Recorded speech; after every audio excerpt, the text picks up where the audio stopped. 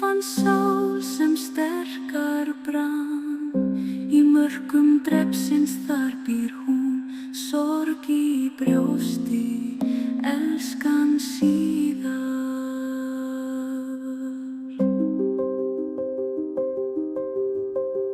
Hann stóð þar með þruma í hendi, hjarta hans brann ekki sem fyrr. Skömm, hatur var þeim tengd, en elskan vex þó sá hins svikna.